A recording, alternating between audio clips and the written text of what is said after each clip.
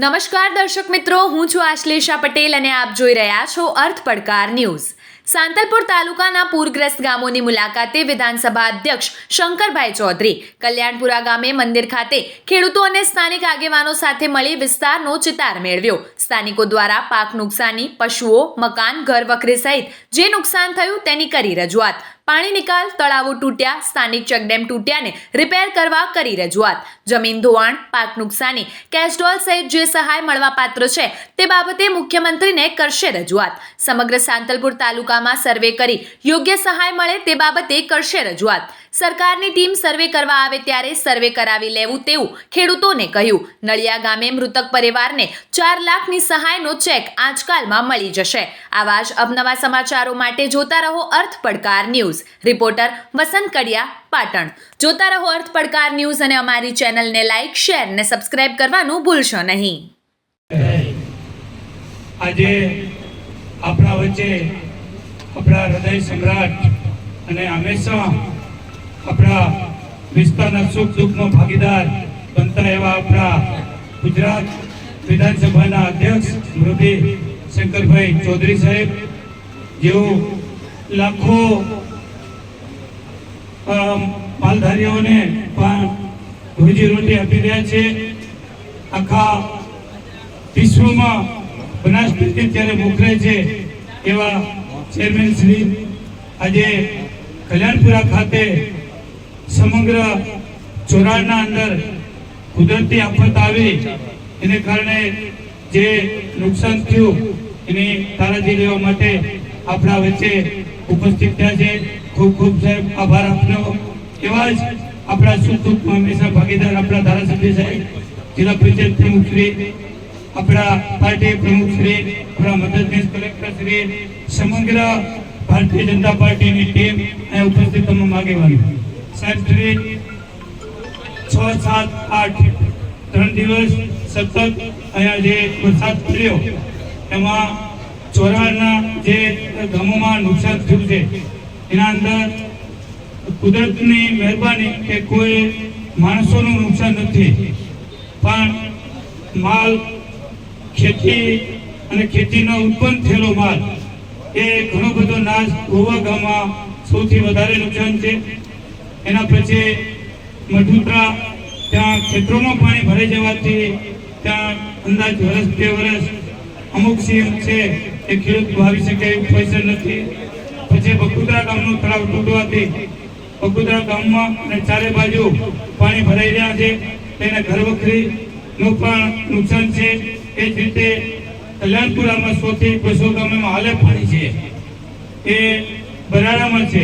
કલ્યાણપુરામાં સૌથી વિકટ પ્રશ્ન બે છે કે કલ્યાણપુરા, ભૂકાવાડા, આલુવસ, પાવડા અને બકુદરા આટલા ગામેનું પાણી અહીંયા નેશનલ હાઈવે ક્રોસ કરે છે HPCL ના સામે।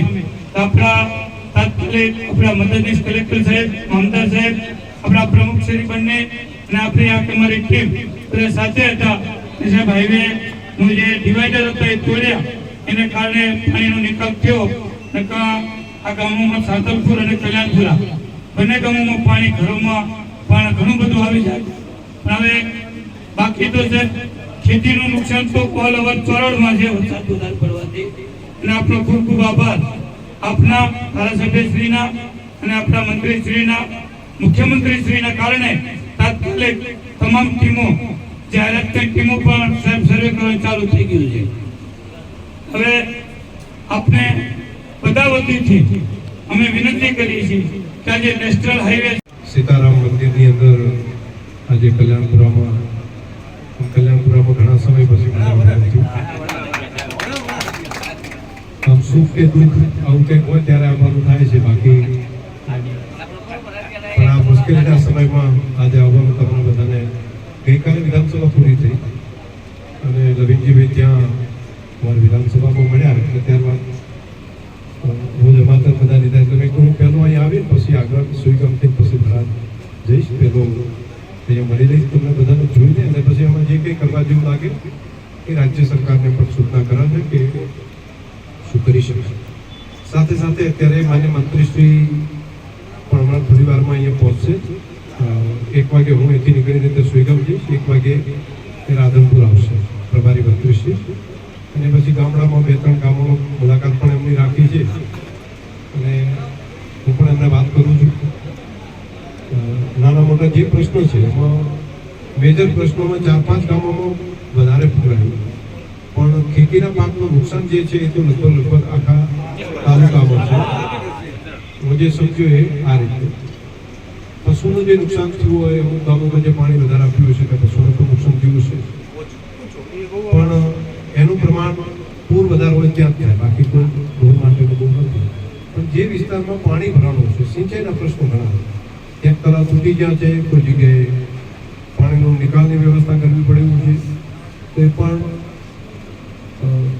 એક આખી પ્રપોઝલ તૈયાર કરવી પડશે. જીવનભાઈ તમે તો સિંચાઈના ચેરમેન હતા, તમને ખબર હશે, આ આગેવાનોને બધાનો અભિપ્રાય લઈ અને એક વિધિવત કયા ડેમ એમાં કેટલામાં સૌથી મહત્વની છે, કેટલાકને પાકું કરવું પડશે અને ક્યાં શું કરવું પડશે, તળાવનું કેટલું, બધા ભેગા મળીને પ્લાનિંગ બનાવી દઉં. અને બનાવીને મને લાગે છે કે પ્રમુખશ્રીને પણ વિશ્વાસમાં રાખી, ધારાસભ્યશ્રીને વિશ્વાસમાં રાખી આજે જ પ્રભારી મંત્રીશ્રી આવે છે તો આપું ઇરિગેશન વિભાગને પણ સૂચના હું એ કરાવું છું તાત્કાલિક, અને એક સાથે કોઈ વધારે બજેટ કે જોગવાઈ કરવી હોય તો આપણે કરી લઈએ. બીજું, ખેતીના પાકમાં જે નુકસાન થયું હોય એનું પણ સર્વે કરાવી દઈએ, એટલે એમાં અત્યારે સર્વેનું કામ આવે પછી છેલ્લે આપણે રહી જતા હોય છે છેડે પછી કે તારા મન તો ખબર નથી, મારા બેટા આવી ગયા.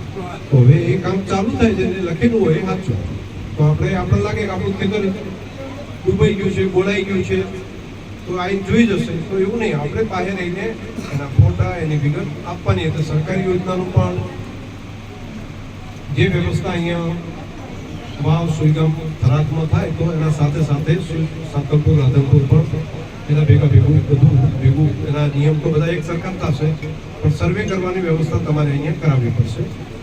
પ્રાંત અધિકારી શ્રી પણ અહીંયા છે, તો એમને પણ હું કહું છું કે ખેડૂતો માટેની સર્વેની બાબતમાં પણ તાત્કાલિક જેટલું ઝડપી થાય તે વ્યવસ્થા કરવું. એક તમારું અહીંયા પાણીનું પૂર માટેની વાત કરી કે કોઝવે તો ના થાય, પણ બોક્સ કરવું પડે તમારે, અને બોક્સ કરીને એમાંથી પાણીનું મોટું વેન આખું જઈ શકે, તો એને પણ નેશનલ હાઈવે ઓથોરિટીને પણ સૂચના આપીએ છીએ અને કલેક્ટર કક્ષાએથી પણ આની પ્રપોઝલ પહોંચે એવી વ્યવસ્થા કરવાની. વ્યક્તિગત રીતે પણ નેશનલ હાઈવેને કેવડાવું છું આગળ વધારે. બાકી આફત ખાસી મોટી હતી, આપણે આફતોથી ટેવાયેલા આવતો છે, દુષ્કાળોની આફતો ખૂબ આપણે સહન કરી અને આ લીલો દુકાળ કહેવાય એવી સ્થિતિ થાય. એટલે આફતની સામે લડવાનો સ્વભાવ તો આપણો બનેલો છે, પરંતુ સરકાર પણ સાથે પડખે ઊભી રહી અને આપણને ટેકો કરે તો આપણને દુઃખમાં થોડી ઊંઘ મળે. તો રાજ્ય સરકાર તરીકે આજે માન્ય મુખ્યમંત્રી શ્રી સુઈગામ આવે છે, પછી થરાદ પણ આજે તે પહોંચશે, તો બંને જગ્યાએ સાંતલપુરની વાત પણ ધ્યાન ઉપર રાખવા જોયું છે. એ પ્રમાણે તમારી આ મુદ્દાઓ જે છે, વાતો છે, બધી કરશું. નુકસાન તો ઘણું થયું હશે, અહીં અગરિયાનું કામ કરતા હશે તેને નુકસાન થયું હશે, દુકાનદાર કારખાનાવાળા હશે તેને થયું હશે, ખેડૂતને, ખેતીને. પણ કાગળ ઉપર લઈ લીધું, જેટલું કાગળ ઉપર લીધું એટલું સાચું. એટલે કાગળ એક હોલ રાખવો પડે, નહીં તો નુકસાન ગમે એટલું થયું હોય તો આપણે લખીએ નહીં તો પાછળથી પછી કહીએ કે રહી ગઈ. તો કાગળ ઉપર જેટલું સાચું હોય એટલું કાગળ ઉપર આવી જાય એનું ધ્યાન બધા રાખજો. તો આટલી બાબત પણ તમને બધાને કહેવાની હતી. તો માણસને મુશ્કેલીના સમયમાં મદદ તો થાય, પણ મદદની સાથે જો ઊંઘ મળે ને, પોતે કોઈ માણસ કોઈ આવીને એમ કેમ કે હું પડકે ઉભો છું તો અડધું દુઃખ તો મને લાગે છે કે એમાં ઓછું થતું હોય છે. તો પોતાના પોતે કપડાથી અહીંયા આજે આવ્યો છું ને જે બાબતો હશે તમારી ઉપર પહોંચાડશું. બધી તમારા ધારાસભ્યો પણ ખૂબ સક્રિય છે, રવિન્દ્રભાઈ વિધાનસભામાં હોય, બાકી અહીંયા હોય, તો ગઈકાલથી આવ્યા છે તો પણ આ ગામડામાં છે, હજુ પણ માન્ય મંત્રીશ્રીની સાથે પણ રહેવાના છે. હું આખા ચોરાડમાં કદાચ આજે નહીં જઈ શકું, મારે ત્યાં પહોંચવું છે, નહીં તો મારા મનમાં અહીંયા બગુતરા, મહુવા, દાંતરાણા આ બધા ગામોમાં મારી જવાની ખૂબ ઈચ્છા છે. વડોદરા ત્યાંથી નીકળું તો જોતો જવું મનમાં તો, પણ ત્યાં સમયસર પહોંચવું પડે એવું છે. એટલે હું અત્યારે રણવતપુરાય નહીં જઈ શકું, પણ આજે અહીંયા આવ્યો છું એટલે તમારા બધાની પાસે વાત સાંભળીને પરે આવી ગયો માનજો. ચારે બાજુ આખા વિસ્તારમાં આવ્યો છું એમ સમજીને તમારી વાત છે બધી તાત્કાલિક ત્યાં પહોંચાડવાની વ્યવસ્થા કરશું. જે થઈ શકે એટલી મદદરૂપ પણ બધાને થશું. બધામાં હૃદયથી કહું છું. પ્રદેશ જે છે એમાં વાગડ, ચોરાડ, અહીંથી વઢિયાર પંથક હોય, ખારાપાટ હોય કે વાવેચી હોય, સારસદ હોય કે થરાદરી પંથક હોય, આ બધા પંથકની અંદર વધારે હેવી વરસાદને કારણે ખાસું મોટું નુકસાન થયું. સાંતલપુર તાલુકાની અંદર પણ, રાધનપુરમાં પણ ખેતીના પાકને ખૂબ મોટા પ્રમાણમાં નુકસાન થયું છે. કેટલાક ગામોની અંદર પાણી હજુ પણ ભરેલા છે અને ખેતરોની અંદર પણ લાંબા સમય સુધી પાણી હજુ રહેશે તેવું દેખાય છે. ખેતીના પાકને નુકસાન છે. રાજ્ય સરકાર પણ ઉદારતાપૂર્વક આ બાબતમાં મદદ કરી રહી છે. પૂરું તંત્ર પણ કામે લાગ્યું છે. પ્રભારી મંત્રીશ્રી પણ આજે આવે છે. માન્ય મુખ્યમંત્રીશ્રીએ પણ ખેડૂતો અને ગ્રામીણ વિસ્તારની અંદર ઉદારતાપૂર્વક કઈ રીતે મદદ કરી શકાય એના માટેનો આજે મુલાકાત આ સરહદી વિસ્તારમાં પણ છે. સુઈગામમાં આવે છે અને લગભગ સુઈગામ અને સાંતલપુર બંનેની સ્થિતિ એક જ જેવી છે. તો હું પણ આ વિસ્તારની જે વાત છે રાજ્ય સરકાર સુધી પહોંચાડીશ અને જે બની શકે બધી બાબતમાં મદદરૂપ થવા માટે પૂરો પ્રયત્ન કરશું. ખેડૂતોનું મનોબળ છે, સરકારની થોડી મદદ મળી જશે, ફરી પાસે બેઠા થઈ જશે.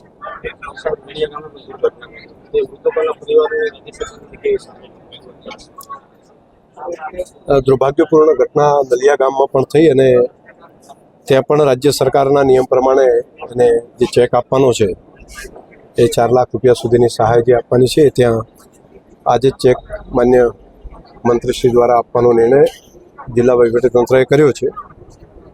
માણસ જે જતા રહ્યા છે એને તો નથી લઈ શકાતા, પરંતુ દુઃખની અંદર મદદરૂપ ત્યાં આગળ થઈ શકાય તો રાજ્ય સરકાર એના દુઃખમાં સહભાગી થવા માટે એ ચેક પણ આજે આપવાનું કર્યું છે.